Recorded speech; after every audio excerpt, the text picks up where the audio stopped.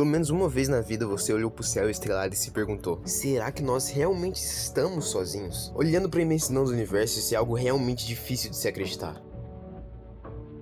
Chega até ser meio soberbo achar que somos os únicos seres inteligentes no universo. E essa ideia de que existe vida em outros planetas se tornou algo muito comum na cultura pop e na cabeça de pessoas curiosas. E de acordo com a ufologia, nós realmente não estamos sozinhos. Então no vídeo de hoje a gente vai ver alguns casos de avistamento de OVNI e se eles realmente estão de olho em nós. Antes de começar o vídeo, não se esqueça de deixar seu like, se inscrever no canal para não perder os próximos vídeos. Eu sou o Cadu Antibes e esse é mais um vídeo nesse hospício que eu chamo de canal.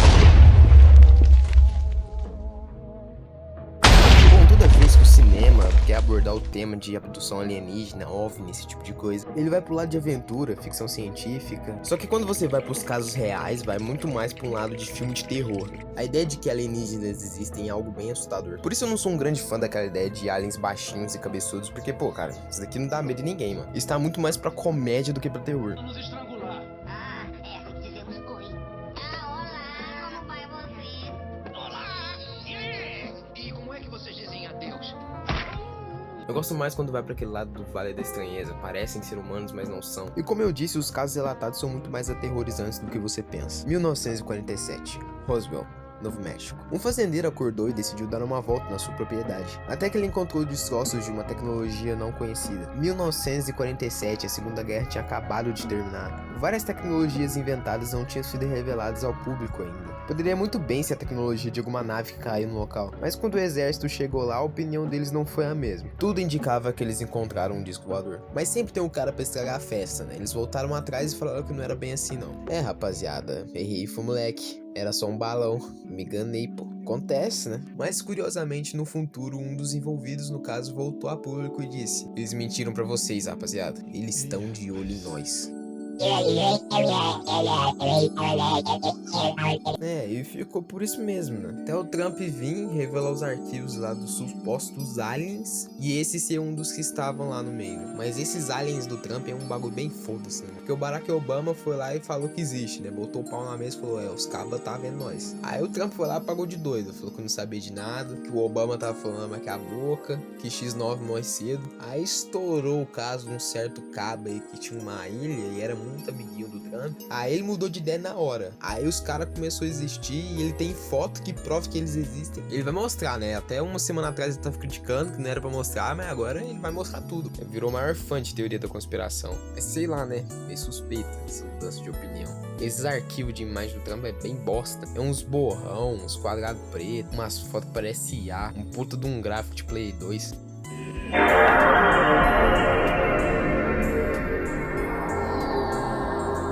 Em 1961, Betty e Barney Hill, um dos casos mais famosos de abdução. O casal afirma que durante uma viagem de carro eles foram abduzidos. Passaram horas sendo torturados e feitos de cobaia de experimentos pelos aliens. Apesar do caso ter ficado extremamente famoso, ter dado origem a filmes e livros, supostamente há explicação psicológica sobre tudo o que aconteceu. Isso é dito pela confusão mental e a falta de memória que eles têm ao descrever o acontecimento. Mas mesmo assim, a descrição deles sobre o que aconteceu naquele dia é algo assustador. Faz a gente questionar se os aliens realmente viriam em paz como a gente pensa. Em 1976, finalmente saindo dos Estados Unidos e indo pro Irã, na cidade de Teherã, os moradores avistaram luzes não familiares no céu. Com isso, a Força Aérea do Irã decidiu enviar alguns militares para ver o que estava acontecendo naquela área. Chegando mais perto das luzes, os militares disseram que aquelas luzes faziam movimentos incomuns para os padrões que eles foram acostumados. Isso sem contar as falhas técnicas que os aviões apresentavam quando chegavam muito perto. Pelo fato disso ter acontecido justamente com militares, o caso ganhou muita atenção e credibilidade, mas ainda continua sendo um mistério.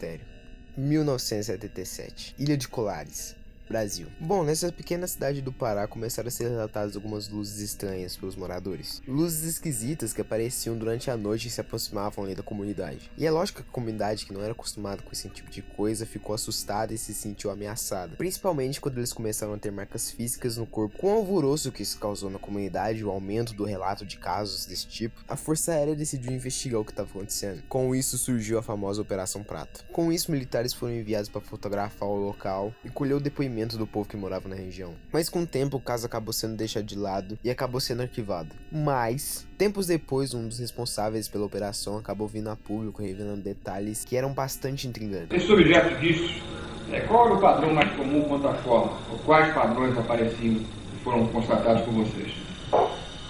No início nós vimos o que todo mundo falava, inclusive o padre Alfredo Delaó, já morreu também, padre americano, que era o pároco lá de Colares.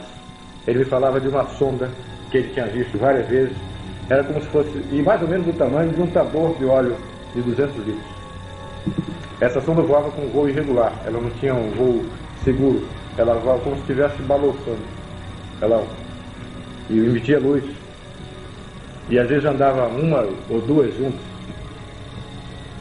Saía de onde, ia para onde, de repente a gente via a luz e ela vinha em cima normalmente em cima da equipe. Curioso, não é a primeira vez que a gente vê essa história. Um dos responsáveis vem a público e revela tudo o que aconteceu, mas vai saber se realmente é verdade. 1996. E é claro que a gente tinha que falar dele, o caso mais famoso do Brasil, o ET de Varginha. Em janeiro de 1996, moradores da cidade afirmaram ter visto uma criatura esquisita vagando. O que mais deixou esse caso famoso foi a presença em massa dos militares no local. Isso sem contar os testemunhos bem específicos que os moradores deram sobre a criatura. Delas descendo aqui e o meu virando para lá, ó.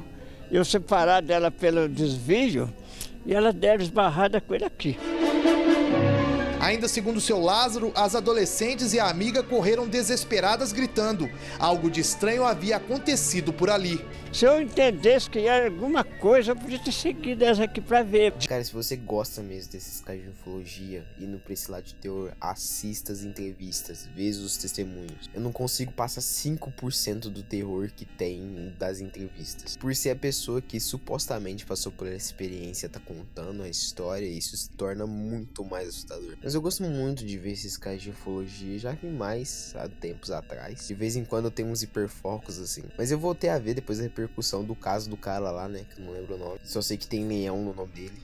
Eu vou chamar ele de leão. E o que me deixa mais impressionado é como o povo acreditou demais, cara, no caso, tipo, super comprou o caso, sendo que ele só mostrou umas luzes lá no quinto dos infernos, a quilômetros de distância da casa dele. Fez uma atuaçãozinha lá bem mequetrefe. Nossa, gente, tá passando por cima da minha casa, mas eu não consigo gravar, olha que coincidência. Porra, mano, a luz é tão forte, tava dando pra ver a quilômetros de distância, mas quando passa em cima da casa dele, ela fica extremamente fraca. Pra piorar, o cara ainda foi desmentido em rede nacional. Nossa senhora, que vergonha. Mas o povão acredita, né? E como diz o ditado, a voz do povo é a voz de Deus. E sei lá, cara, eu nunca comprei muito essa história. Eu acho que se eu visse um OVNI, a última coisa que eu ia fazer ia ser puxar o celular. Eu acho que minha primeira reação ia ser correr muito, entrar em desespero. Depois ia ligar pra polícia pra ver se ela conseguiria descobrir que bosta que é aquela que eu tô vendo. E depois eu ia entrar num estado de choque tão grande que eu ia começar a dissociar e ia acabar ficando em estado vegetativo o resto da minha vida. Mas eu acho que existe alien sim. E que eles podem estar camuflados entre a gente nem percebe. Mas esse papo tá muito chapéu de alumínio até pra mim. Eu acho que o vídeo de hoje é isso. Bom, espero que vocês estejam gostando desse novo estilo de vídeo, né? O de hoje não teve sketch, mas foi porque eu fiz bem em cima da hora, então eu não tive tempo pra fazer um, nem pensei muito no que fazer sobre. Mas o próximo vai ter, então fiquem atentos. Contando com esse vídeo, eu tô trazendo 2 vídeos meio terror, né? Mas eu não acho que eu consigo fazer vídeo de terror, sei lá. Mas de vez em quando eu vou trazer uns temas de terror aí, só pra dar uma variada, né? Eu tô meio fanho, eu sei, mas é porque tá fazendo frio na minha cidade, eu tô uma rinite desgraçada. E pra piorar, eu gravo vídeo de noite, né? Porque é a hora que tá todo mundo dormindo aqui em casa e é a hora que mais faz frio. Então não, eu não sou fanho, eu só tô com o nariz entupido. Mas então é isso. Muito obrigado pela sua visualização e até o próximo vídeo.